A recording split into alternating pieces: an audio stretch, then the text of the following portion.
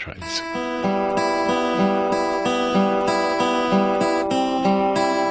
This is KZSU, Stanford. Welcome to Entitled Opinions. My name is Robert Harrison, and we're coming to you from the Stanford campus.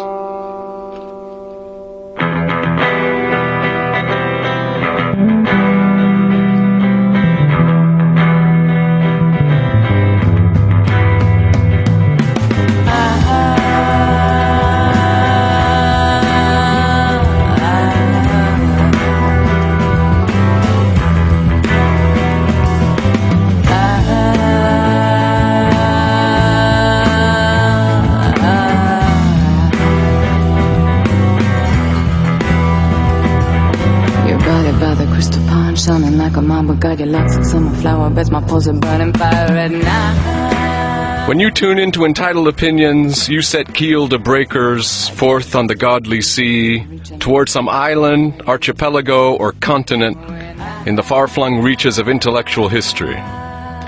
Today, however, we're heading home to Ithaca. What does it mean to return to Ithaca? For Odysseus, it meant reclaiming his place in the genealogy of generations. He returned to his father Laertes, the past, his wife Penelope, the present, and his son Telemachus, future. During the years he spent with Circe and Calypso, Odysseus was without these ecstatic coordinates of his human identity. In sum, he was worldless. It didn't matter that Calypso was a shining goddess, or that her island was an earthly paradise. When we're deprived of world and the bounded time that make us human, we long for our homecoming, however mortal its condition may be. Yet the question remains, where is Ithaca, and what exactly does it mean to be at home there?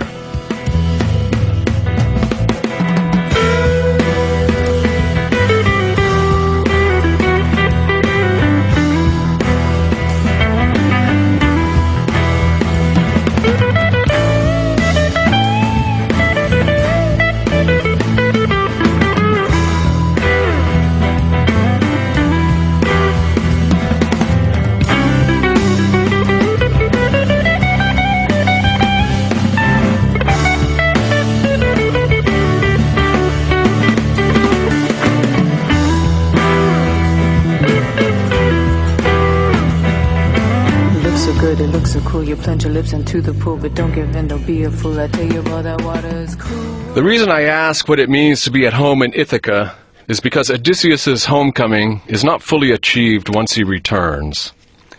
Remember the visit to the underworld in Book 11 of the Odyssey? There Odysseus had been told by the prophet Tiresias that once he makes it back to Ithaca, he must take off on yet another journey. With an oar on his shoulder, he must travel to a saltless land where people know nothing of the sea. Says Tiresias, quote, "When another wayfarer, on meeting you, shall say that you have a winnowing fan on your stout shoulder, then you must fix in the earth your shapely oar and make goodly offerings to Poseidon. And death will come to you far from the sea, a death so gentle that it will lay you low when you are overcome with sleek old age." So just when you thought you had returned, you have to take up your oar again and leave. Only this time your oar is no longer a means of locomotion. It no longer serves the practical purpose it was designed for. The oar now becomes a ritualistic object that you place on your shoulder, carrying it into a place where its instrumentality is misrecognized or misidentified. In that region of unlikeness, far from home, you must plant it in the earth, the ground of your mortality, and thereby come to terms with your death. Only when Odysseus has undertaken this second journey into a foreign land to make peace with his own dying can he finally return to Ithaca and make himself at home there for the first time. Those who stay at home without undergoing this estrangement are not at home in their own homelands.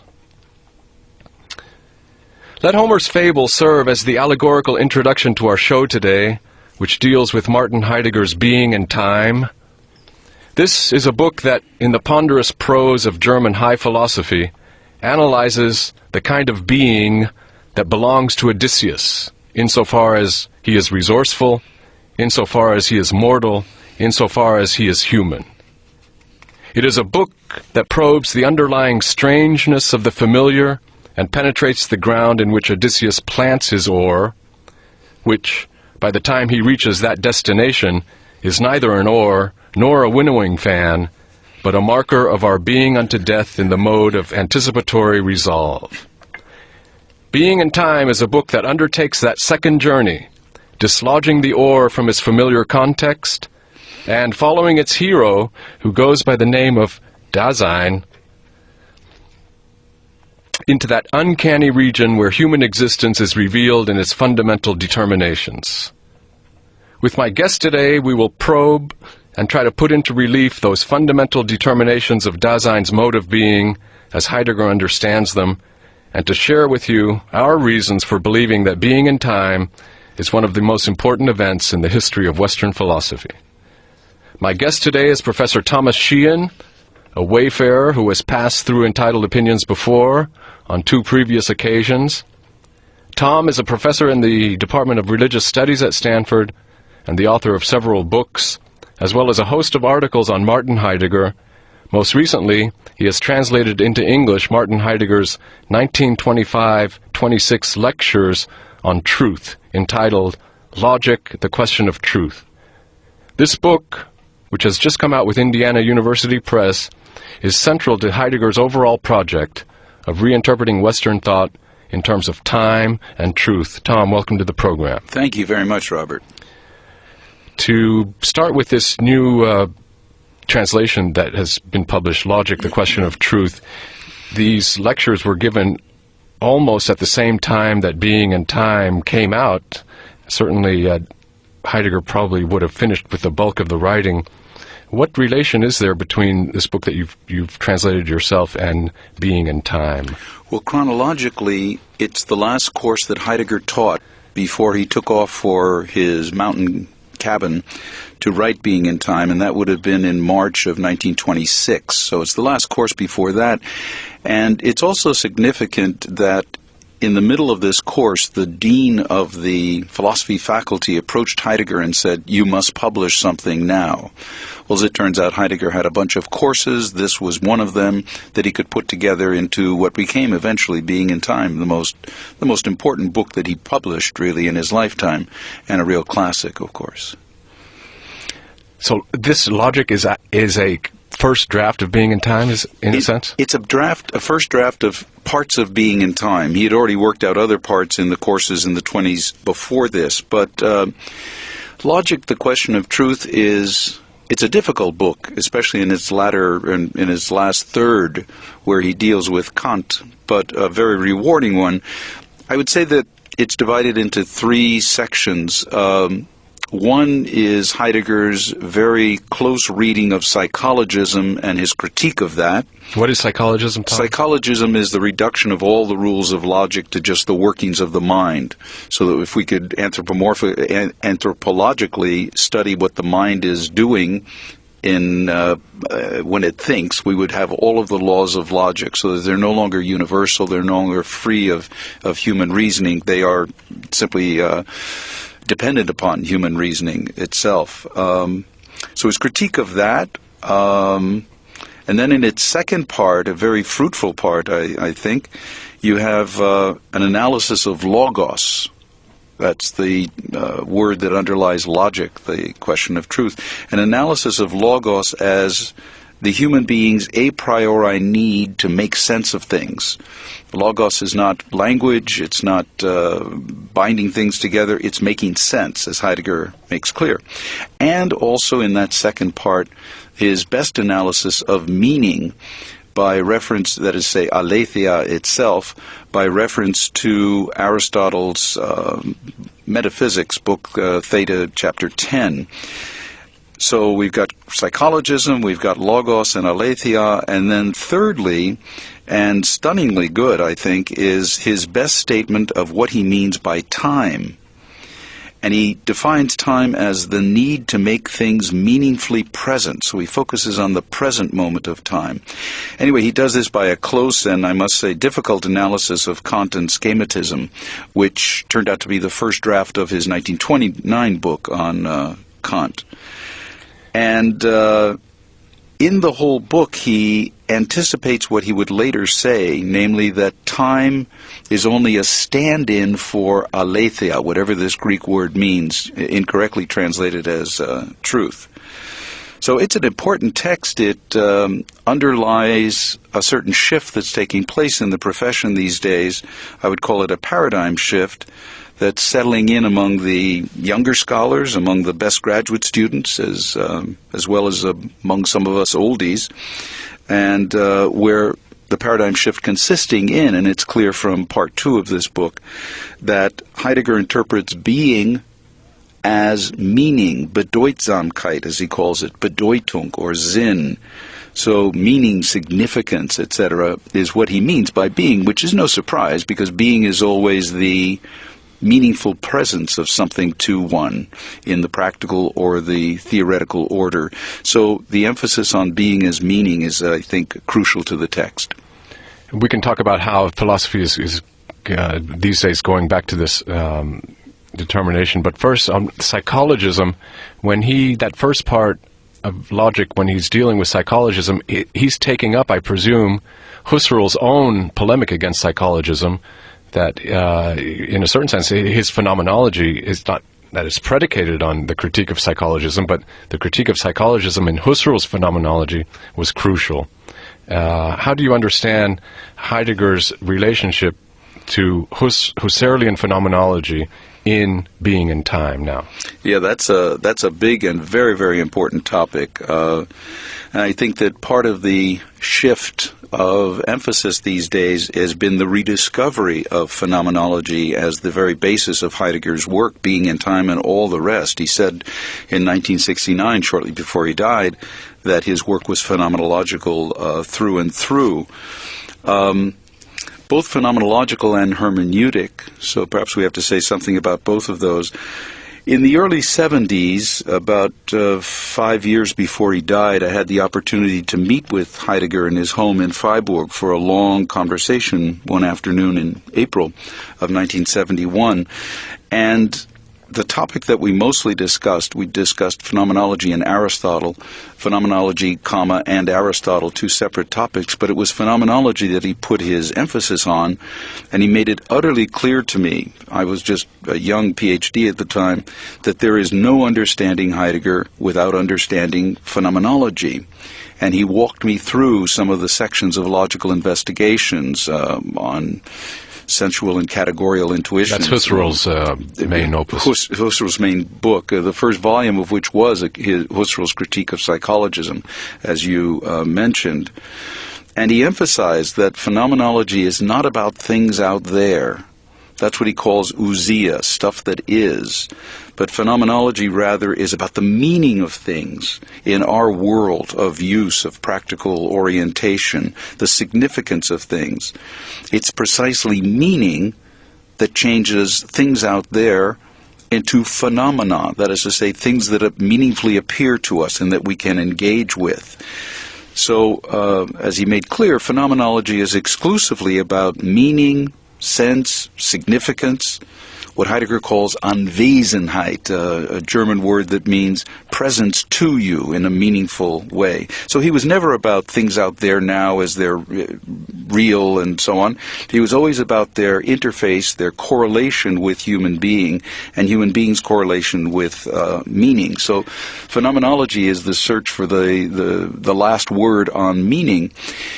But Heidegger, as you know, always uses the word being, except in his later years he sort of came out and said, and I quote, "I no longer use the word being gladly or gern."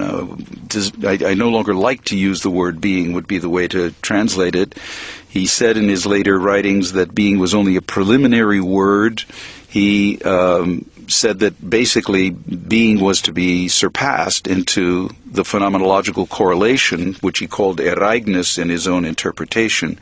So I would say with citing Woody Allen that being is just another way of saying meaning. Yeah, can I take issue with that? Not issue, disagreement philosophically, but the heavy emphasis you put on the word meaning, and I know your work and your interpretation of Heidegger's corpus as a whole, that by privileging that one word, you gave a number of other possible words. You said interface, correlation, you said the way things appear to human, the sense that they have.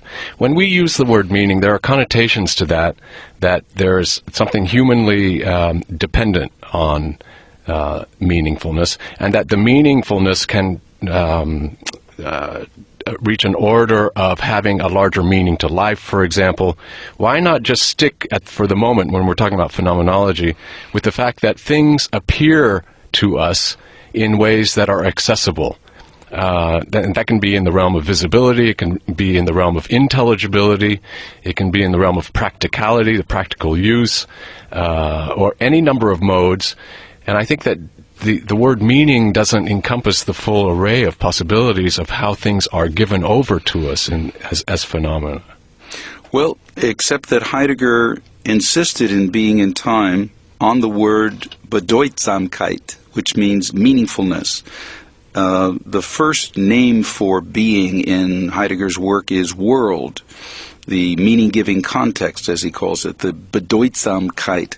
So he did not shy away from discussing being in terms of meaning, Anwesenheit, presence to, accessibility, as you say. But he does use the word Bedeutsamkeit, Bedeutung, all through his analysis of world in being in time. And he makes it clear that the central, how shall we say, determination of human being, of Dasein, is being in the world, being in meaning, in Bedeutsamkeit. So is that what? So is world reducible to the meaning? Yes, I mean, he actually defines world as the structure of world is Bedeutsamkeit. What goes on inside of world is Bedeutung. As he says, when things are discovered along with human being, that is to say, when they've been understood, we say they have meaning. They have Sinn, Bedeutung. In this case, it's Sinn, the word he uses. So, really what he's saying is that the human being is a hermeneut. That's not an add-on to some sort of plain old existence. Our existence is the obligation, the need, the thrownness into making sense of things. In fact, the first meaning of the word aletheia is meaning. It's not truth, as Heidegger points out.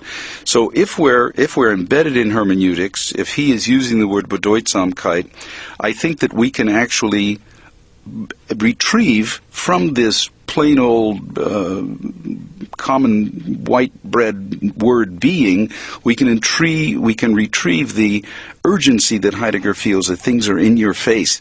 He says in one point in his first course after the war, Great War, in February of 1919, he asks his students, what is it that you first encounter in your lived world? Is it things? Is it objects? Is it beings? No, he says, it's das Bedeutsame, the meaningful. He says that's what's in your face, all over the place. It's coming at you. So we don't want to lose him to traditional ontology, which just talks about the inner substance of things, as our colleague Gumbrecht says. No, we want to have him on this side of phenomenology, as he himself insisted. And one way of constantly recognizing that is to say that being is being in your face. Being is meaning.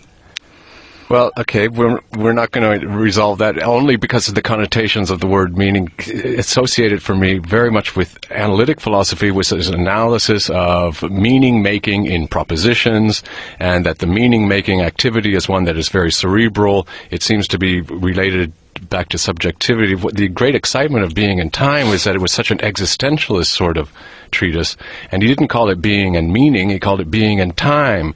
And time is something which would you agree that it would be the kind of ground of meaning as you're referring to it?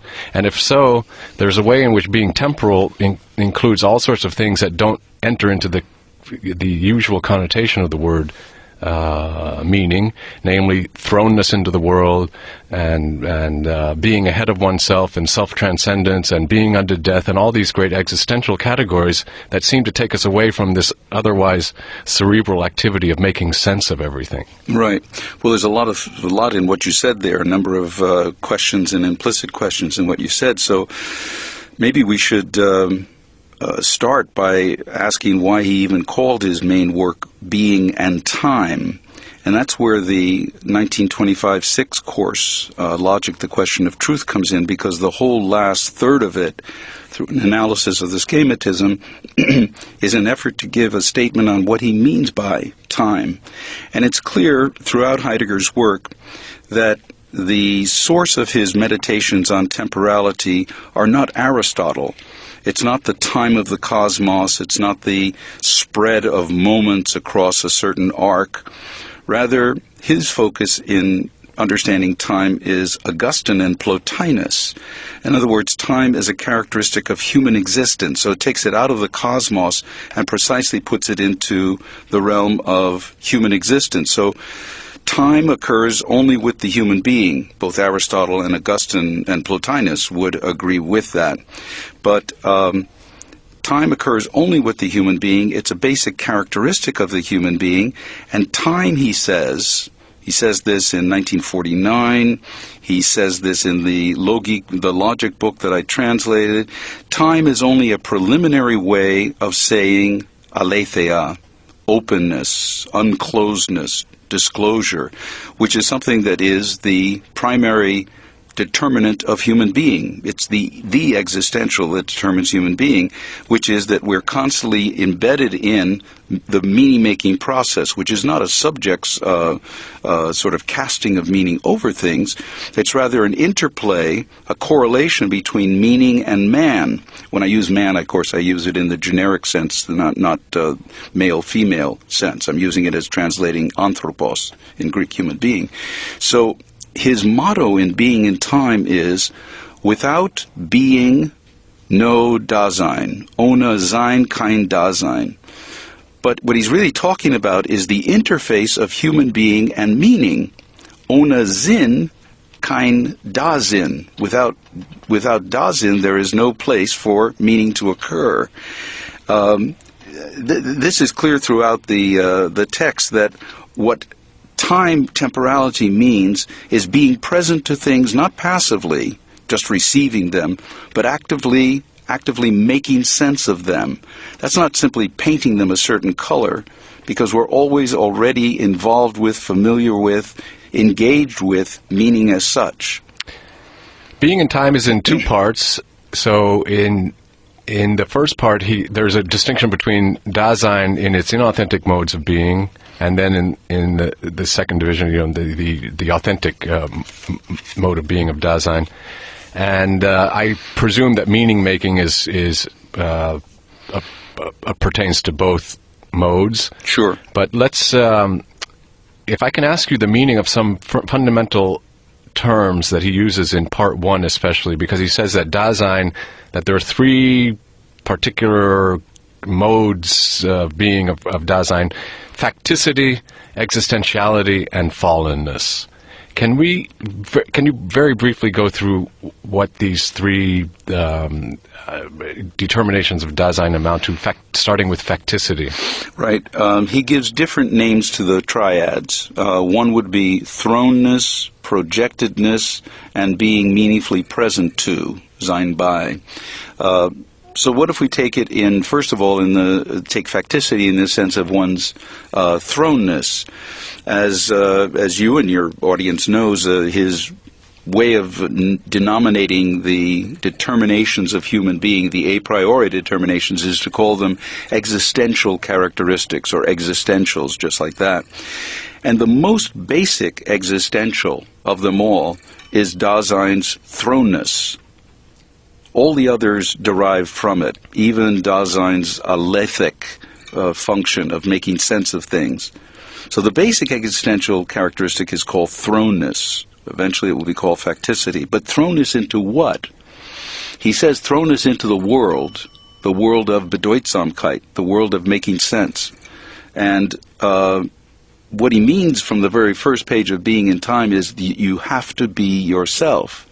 The question becomes, what is this self? This self is hermeneutical. The self is intrinsically sense-making. So I have to be a hermeneus. I have to make sense of things is the first characteristic of human being. So when thrownness is being thrown into a world without my having chosen to be in the world, and it's I'm thrown as also projected beyond myself. Is that the dimension of existentiality, or because you're thrown in insofar as you're thrown with a past, but also you're out ahead of yourself, reaching out into your future. Into a future, sure. And then you are also then present among other people as well as things, and you're kind of fallen in and among things in a way that you might be making sense of them, but in a fallen mode by just using them instrumentally. And how does this projection? How does projection relate to thrownness? Right. The human being is divided against itself, or is disjunctive in relation to itself. It's not all self-contained. It's not closed in upon itself like the Aristotelian God, who thinks of nothing but itself.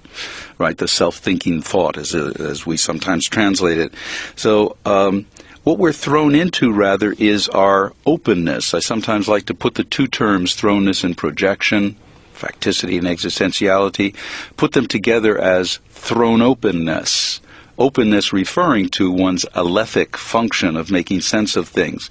But openness really means the opposite of the Greek closure, so it's a sign of finitude, of fragility, of the need to strive, hence a future, etc.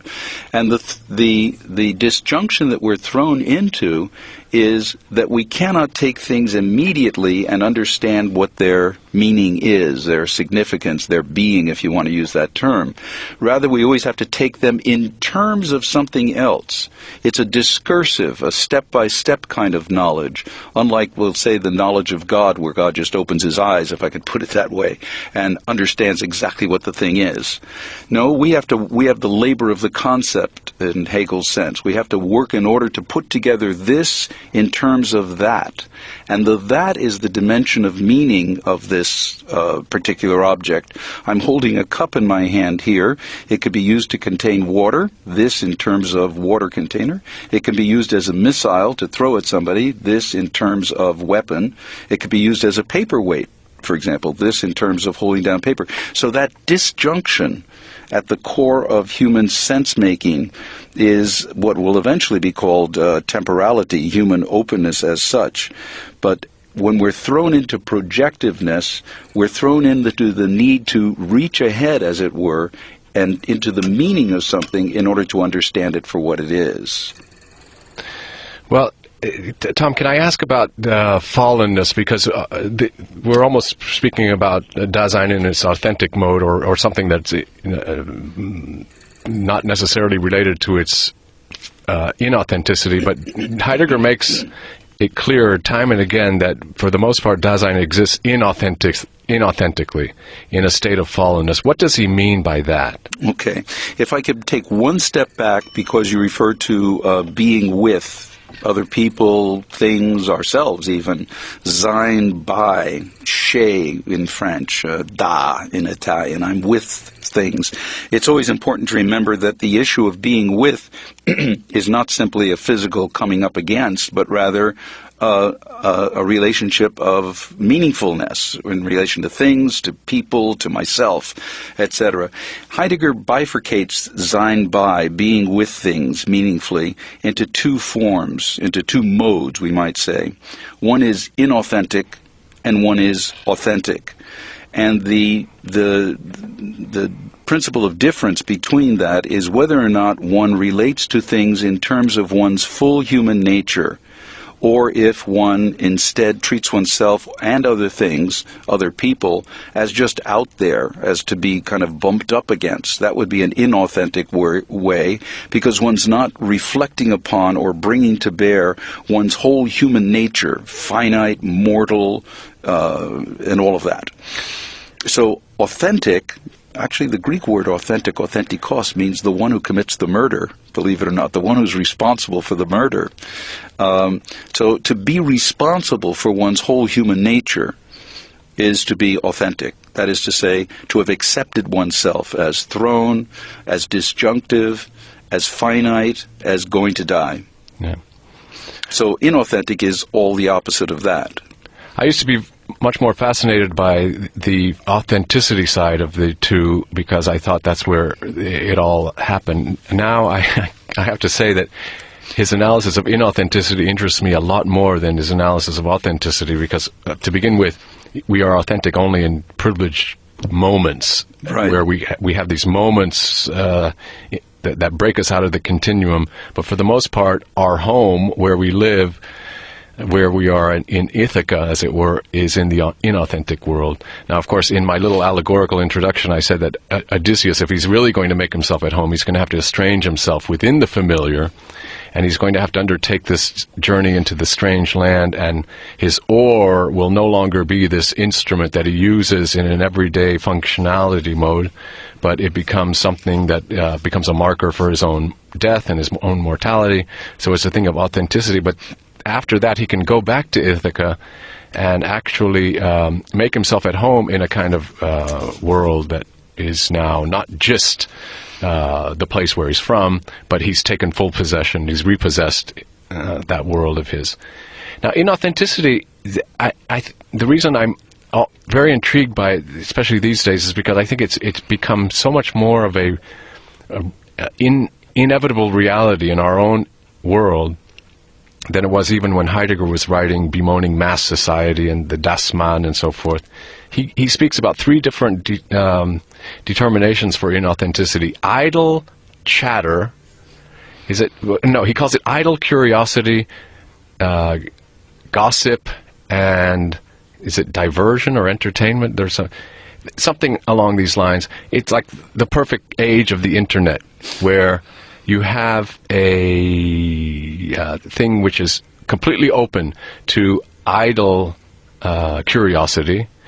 And here I actually am persuaded by something that Bert Dreyfus said once at a conference here at Stanford, that the internet and the idle curiosity, that what it does not allow for is an infinite passion, or that's Kierkegaard's term, by the way, an infinite passion, or we could call it an unconditional commitment. But Heidegger seemed to be prescient when he said that idle curiosity is one motive, dominant motive in authenticity. Gossip, or the desire to know what your neighbor is doing and up to, is the other, and then entertainment. Is it entertainment or diversion? I don't know what the third one is.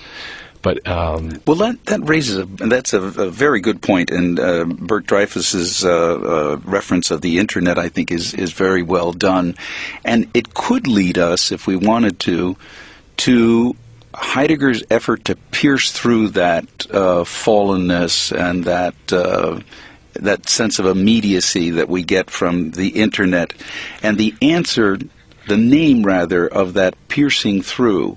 The experience of being estranged from that kind of estrangement of oneself is called dread.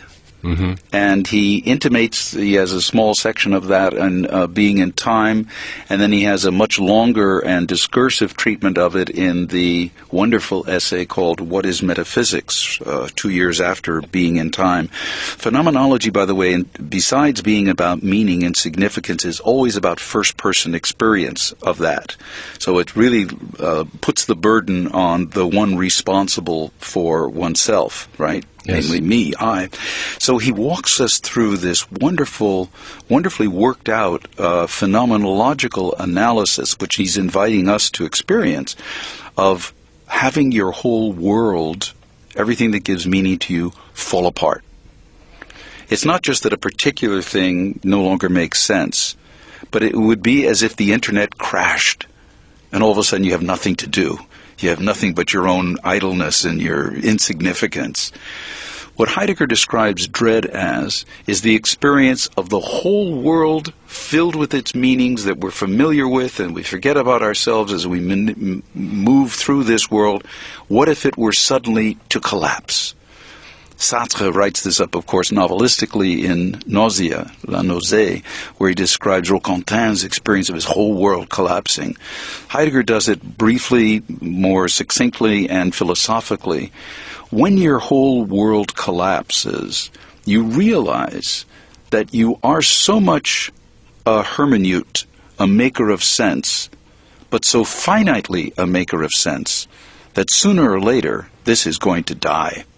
It's an anticipation of one's death, the experience of dread is, because there is an alternative to making sense, and that is to be dead.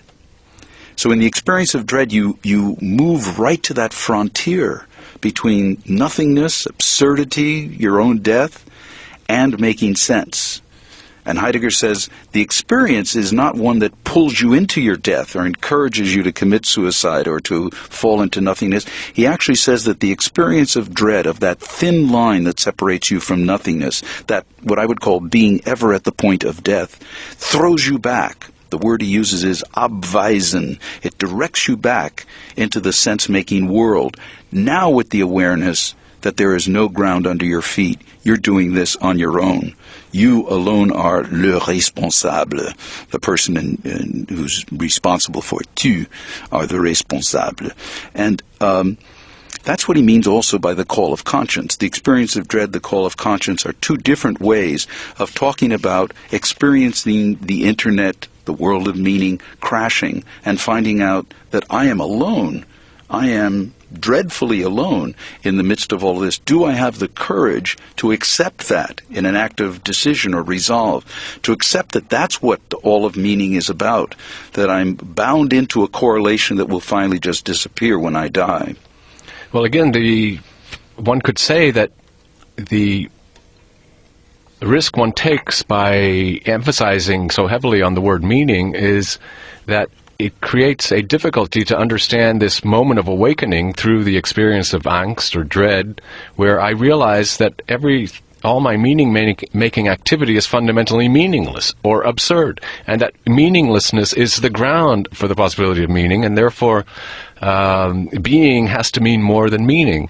It has to mean my being at that edge of my finitude where everything slips into a kind of nothingness, and I realize that I am the nullity of all my projects, and meaning-making is a highly circumscribed activity, and it does not exhaust the potentiality of my being. Well, I would disagree, and I'm only trying to explain, not convince, explain why some of us see this a different way. Heidegger says in the 1925-26 course that human beings are embedded in meaning. It's huis clos. There is no way out of this one. There is no exit from that. Making sense of one's own life, that's what it means by having to, doesn't mean just having to tick-tock your way through life. It means actually is there any meaning in my life? And it's true what you said, as far as I can see, that the real source of all meaning-making is absurdity, it's death.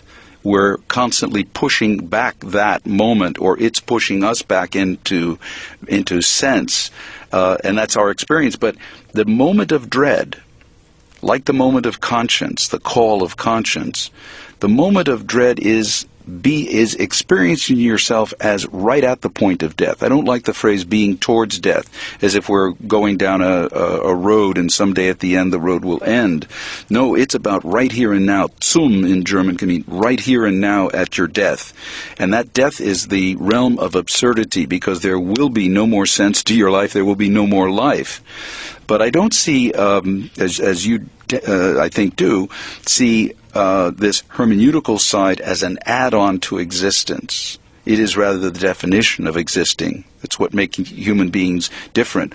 The human being is the animal that has logos, or that is possessed by logos, which is making sense. Well, again, can I ask, can I put it in another way? Please. You're bringing up angst and the role that angst plays in authenticity. Mm-hmm. Angst he describes as an emotion or a mood, and one of the original contributions, as I see it in Being and Time, in the history of philosophy is that Heidegger actually proposes what we might call a philosophy of moods, or he retrieves things like state of mind and mood and the emotional life as legitimate grounds for philosophical sense-making. So that, now I can go along with you that moods are always meaningful, but there's something in the fact of moods which seems to escape the ordinary understanding of meaning as something that we can reduce to conceptualization. So that's why and so what do you make of Heidegger's redemption of mood as a philosophical opening? Right. Both earlier and just now, you seem to look upon meaning as what you say analytic philosophers deal with, or as you put it now, meaning reducible to conceptuality. Well, that's not exactly what Heidegger means by meaning. By meaning, he means making your way, unterwegs sein, being on a way, a path, where things open up and give you a world that you can live in, that you can be familiar with, rather than anything like a conceptuality. He doesn't mean that at all by meaning, because he's not talking about it in we would say, an ontic sense of, the mind that is generated by your brain, as it were. No, for him it is a way of being. It's a way of being on your way, opening up a territory of meaning. But back to mood. Mood is for him a Stimmung, which means a resonance. It's like two tuning forks. If you hit one, the other will start to resonate with it. So it's a familiarity with meaning where both of them are resonating, both are on the same terms, as it were. I would call that correlation between these two resonating somethings, I would call that what Heidegger calls Ereignis. It's the correlation whereby man needs meaning and can't exist without it. That would be the second part of, that would be the first part of being in time, the unpublished part being meaning needs man. Meaning appears only with Dasein in various configurations. So that this resonance between the two, he even uses a German word that says that, the word Gegenschwung, which means to go back and forth, resonate back and forth. That's the core of thrownness into meaning, is that we can't separate ourselves from that buzz, as it were, which gives us our meaning, our being, and makes meaning able to appear. If you consider, if I may, with the question of being, I once asked a friend of mine who was holding a position similar to yours, I asked him, when the meteorite hits and we're all dead, will there still be being? And he answered, well, of course there will be. There will be the moon, the sky, the earth itself. We won't be there, but there will be things in existence. I would say no, though. I would say no. Of course we would say no, because being is only in correlation with human being. So now we've moved entirely away from the tradition of being as being out there. And out there now real, as Lonergan puts it. Rather, it's the importance of this to me, this thing that I'm holding to me, that is what being is. It's I use the phrase, in my face. I can't escape that relationality. And mood is the primary way in which we feel the significance of this. When I raise a cup to my lip to drink some water, I don't even have to conceptualize anything. I simply know how to do it. And that would be the primary instantiation of Stimmung, namely that I'm in resonance with that world of meaning. So that's what I'm thrown into. I'm thrown into a mood, which is a relationship to a whole world of meaning-giving relationships that surround me. And that's going to be gone, as you say. There will be no being when there's no Dasein. There will be no meaning when there's no Dasein. Well, in fact, Heidegger says in Being and Time that the laws of Newton were not true prior to Newton's discovery of them. They did not, in a certain sense, did not have their being.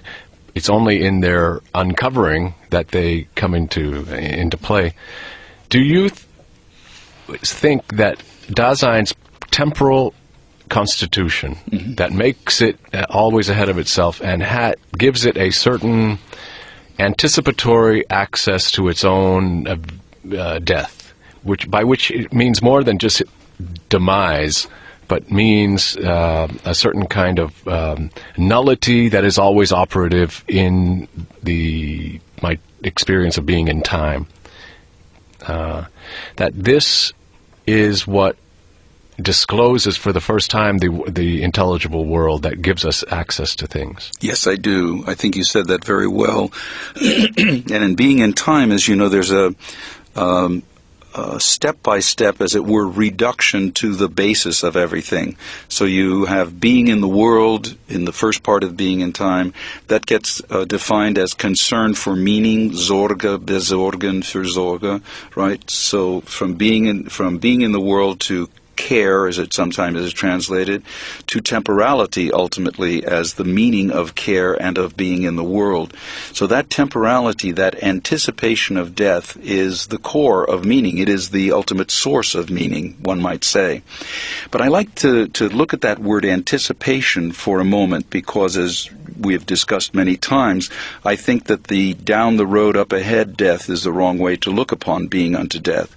The anticipation means to grab ahead of time. So before I die, I can actually understand and be attuned to my mortality. And that's what the moment of dread is about. That's what the call of conscience is about. Conscience, the call of one's own nature, as it were, conscience says to you in German, schuldig. Now, it's usually translated as guilty.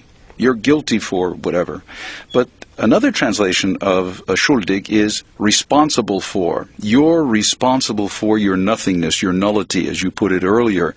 You know, you are in the driver's seat when you confront this experience. What are you going to do with it?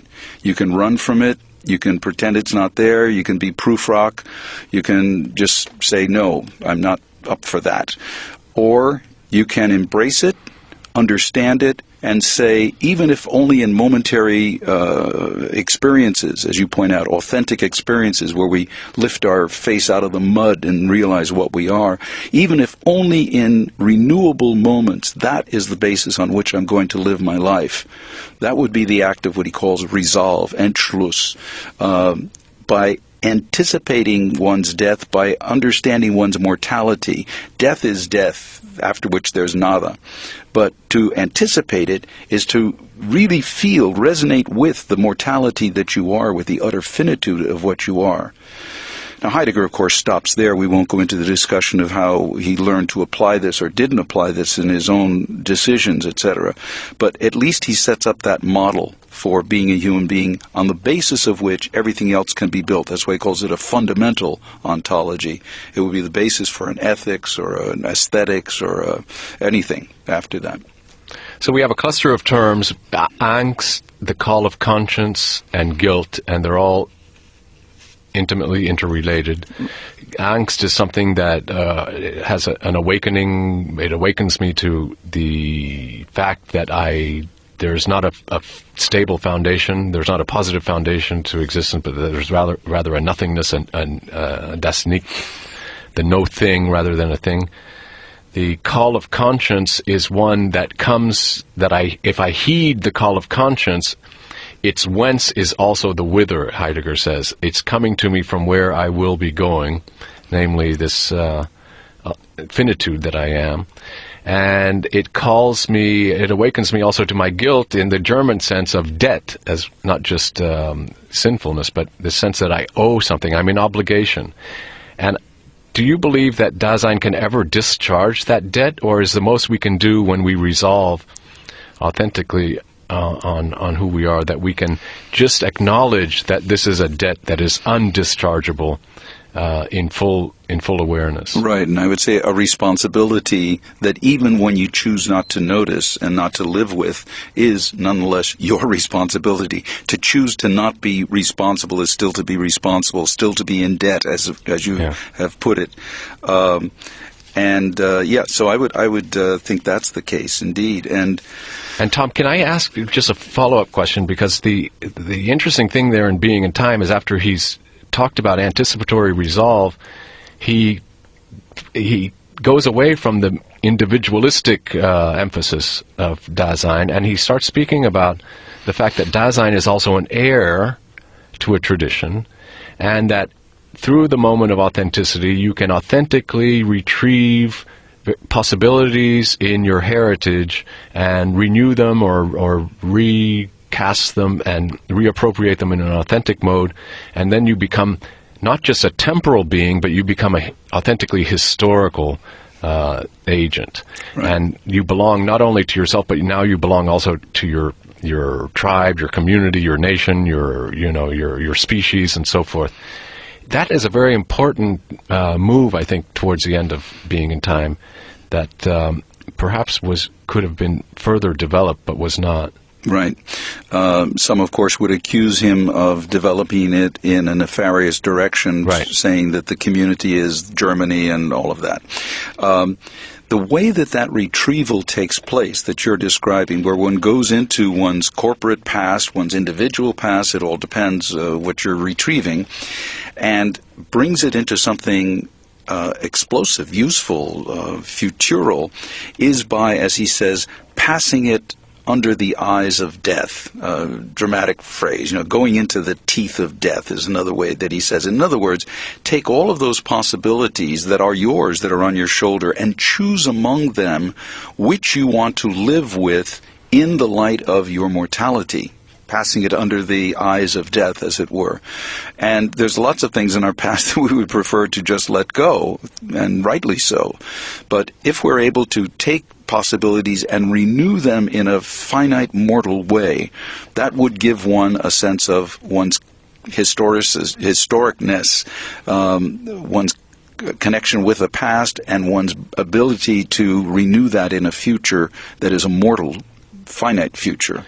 But you would agree that there is no ethical prescriptions possible, even when one embraces resolutely, your own mortality. It does not provide standards for making choices that are right rather than wrong, which is troubling to a lot of moral philosophers when they look to Heidegger and say, well, on the one hand, he's suggesting that there is a way of making authentic decisions in an authentic mode, but he will not tell us what kinds of things would be right and wrong to choose. Right. It's up to you to choose. And I think that failure to provide any kind of standards that would, as it were, channel the passionate authenticity that he calls one to. In section 74, he says, give up shirking your duty, give up being lazy. He has 3 or 4 categories there. But the fact that he couldn't work out some sort of ethics, even at a meta level, is probably the fault or the weakness of his philosophy, insofar as it can't take the next step, it can't even begin to take the next step, and it put up no bulwarks for himself in his choices in the future. So, yeah, I do think that really with Heidegger, you do need a complement. I wouldn't, well, some people would say a Levinasian complement. I would look to more Enlightenment complements to that sense of equality of people and so on, rather than... But do you believe, like some people believe, that if a philosopher can make the kind of mistakes that Heidegger made after he wrote Being in Time, that it goes a long way in neutralizing the validity of the philosophy itself? I mean, it's really actually quite astonishing that someone who could author Being in Time and be the greatest philosopher of the 20th century, one of the greatest philosophers in the Western tradition, would have such a colossal failure of judgment when it came to historical events that he was embroiled with. Right. I remember the first day I arrived in Freiburg in an attempt to visit with Heidegger. I had to wait for another year to visit him. I had a letter of introduction, but he was ill. I met a former professor of mine who lived in Freiburg, and he said to me, I will have nothing to do with someone who has been a Nazi. I figured, wow, that was the first time I'd been confronted with that, because the American story put forth by Hannah Arendt was, no, that was just a passing mistake, kind of an adventure on his part. It is utterly astonishing to me that he could write such a brilliant text calling one to responsibility and then find himself not only in the political order, but as we now know through the letters to his wife, in his own personal life, to be a man who was entirely irresponsible vis-a-vis other people, not to mention his sense of German nationalism and what that led to. On the other hand, we do have this text that is written prior to his work. We have plenty of texts written after his sympathy for Nazism waned in the later 30s. But we do, as Emmanuel Fay has pointed out in his very flawed book, Heidegger, The Introduction of Nazism into Philosophy, a very flawed text, we do have, he has discovered texts that show Heidegger to have basically been a minion, sort of the useful idiot of Hitler and Nazism, and it's just absolutely shocking. And he even later on tries to locate it. In 1936, he says, my whole notion of historicity is what led me in this direction. Well, Herbert Marcuse read Being in Time and said, on the contrary, it leads in the direction of sociality and a community of authentic human beings. So, the doctors are divided, doctores scinduuntur, but we still have the paradox of a brilliant set of texts and a flawed man. Do you think a lot of his subsequent thinking, his so-called later thinking, is a rethinking of the role that responsibility plays and what philosophy's role is in assuming responsibility? For example, the letter on humanism, which he writes right after the end of the war, it's all about the relationship between thought and action, and he's making it very clear there that he thinks that thought is responsible to itself only as a form of thinking, not as something that can translate into action as we understand it politically and socially. And there we get a very different sort of, not a contrite Heidegger per se, but a chastened one who now has despaired of philosophy's relevance to the larger world. I find his repentance, if we can even call it that, because he was very chary about putting forth any apologies at all, but in his private correspondence with Jaspers, for example, he points out that he was utterly devastated by his own guilt over this thing. He was so ashamed, as he puts it. But I must say that in the later writings, I don't find him coming to grips with his Nazi period at all. Rather, he comes to grips, and meaningfully so, with something like the spread of fallenness throughout civilization and culture in the form of technology and so on. But personally, I don't feel that he ever stepped up and took responsibility for the 30s. Yeah, well, I agree with that. But at the same time, if the 20th century did tell us something about philosophy's fecklessness, even when it becomes ethical philosophy or prescriptive philosophy, it's fecklessness to really intervene in a decisive way into the course of history. And perhaps there's something there about Heidegger's realization that thinking has to take care of itself and hope that in mysterious ways the relationship between thinking and action will work itself out in ways that we perhaps cannot even suspect being operative. But it's not going to be an immediate sort of connection. Going back to phenomenology, there's the failure of phenomenology in Heidegger, I would think. Phenomenology is about first-person experience, taking things concretely, and Heidegger got more and more abstract as he moved back into the Greeks, etc., and favored writing about poetry. And so it was sort of like a retreat from not the abstract, but the concreteness that phenomenology wants to be about. Yeah, that's why I like to go back to the early stuff in the phenomenology. Yeah, it's really alive there. As Hannah Arendt says, it was thought came alive again. Yes, passionate thinking, indeed. Yeah. We've been speaking with Professor Thomas Sheehan from the Department of Religious Studies on Entitled Opinions about Martin Heidegger. If you would like to access our other shows, please just log on to the website of the Department of French and Italian at Stanford and click on Entitled Opinions. You can get almost about 100 shows now, believe it or not, Tom. It's been about 70 shows between the last time you were on and now. Congratulations. They're all available either on iTunes or on our webpage. So thanks for coming on. You're welcome. And we'll be with you next week.